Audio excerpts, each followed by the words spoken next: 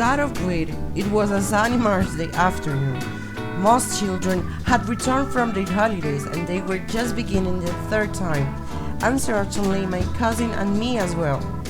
Despite this, my cousin was flunking already his subjects, and especially maths.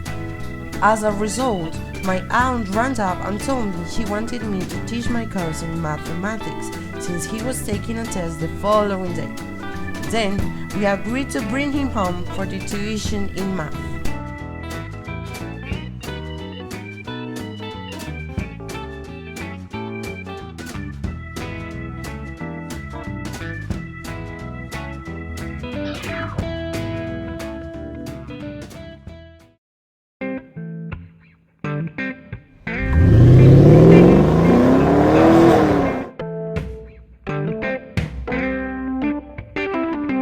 Bye, sweetheart. See you later. I pick you up at 8, right? Bye, Mom. See you later.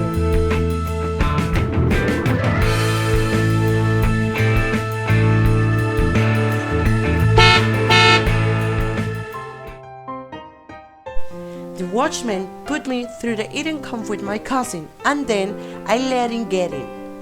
Actually, I live in a block of flats nearby the trading area of San Francisco, where lots of trendy shoes, wallets, and belts are sold every day. It was Liv's maintenance day, so he had to go upstairs through the steep way till my flat in the 6th floor. When my cousin finally got there, he desperately rang the doorbell a couple of times. He said he was really thirsty and asked if I could give him a glass of water. Hi dear, how are the things with you? No te importa, habitai awarded. After a while, we packed the books out from his school bag and we started to study. I used every single possible way to clearly explain the formulas, but he just blocked his thoughts. Everything is so taxed, I can't understand. Don't despair, mate. Why don't we better try this hilarious website I found? It's great fun! Previously, I've been searching for info over the internet that supported my tuition alone with a good page that included some dynamic activities for him to practice. Thanks to those eyes, he had such an entertaining moment as he learned all about math. After the lesson, which finished quite early in the afternoon, we decided to do some resting. We stopped for a well-earned rest. Then we played a computer video game of his predilection about airplanes and how to manipulate them as you were a pilot.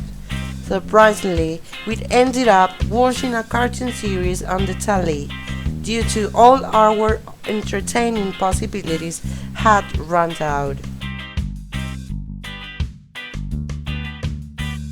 I'm kinda dull, you know? I'm feeling like that too.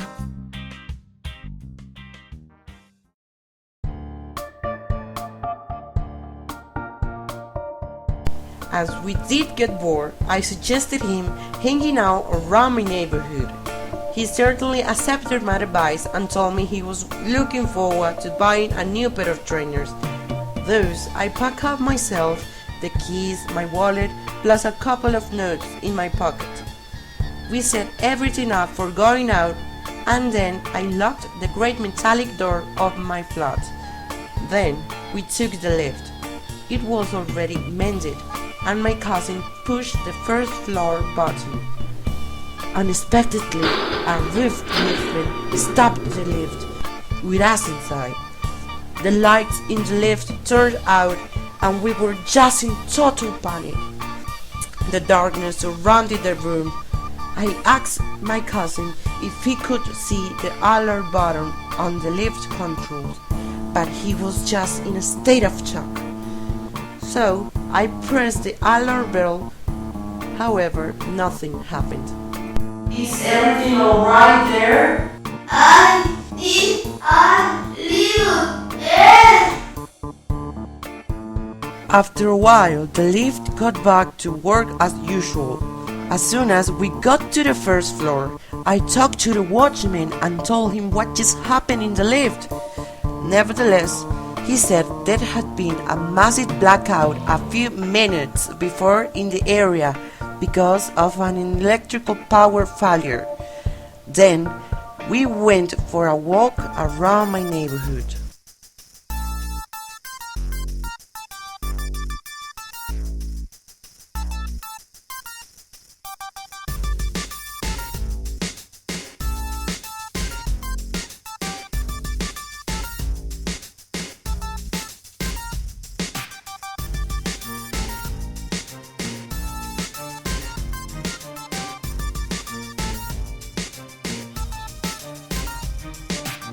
Look at those, the phosphorescent green ones. I love that pair of trainers. I don't think so. That pair of trainers doesn't match quite well to your sporty clothes and tracksuits. We spent the whole afternoon window shopping, questing for the perfect pair of trainers for my cousin. After an exhaustive research, we found the most outstanding ones. What a marvelous trainers! They have it all, the ideal price and a lovely design. They are just perfect for you.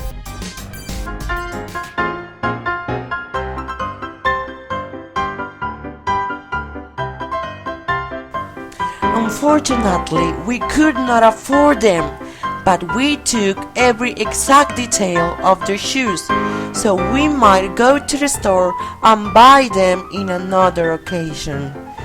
Later, we have an ice cream at Creams, which had recently opened their doors to the public in my neighborhood.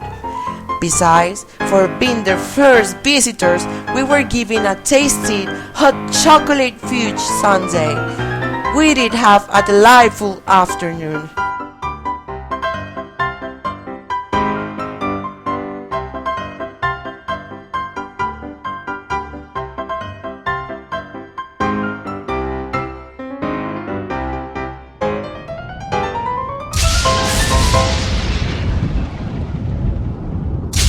Oh dear, look at the sky.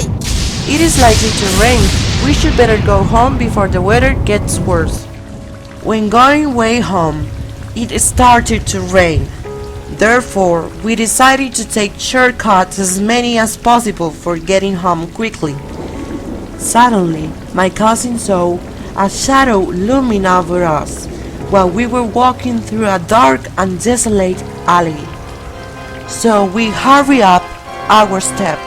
As soon as we turned to the left-hand corner, I saw the strange person who was chasing after us. The guy was wearing a black leather jacket.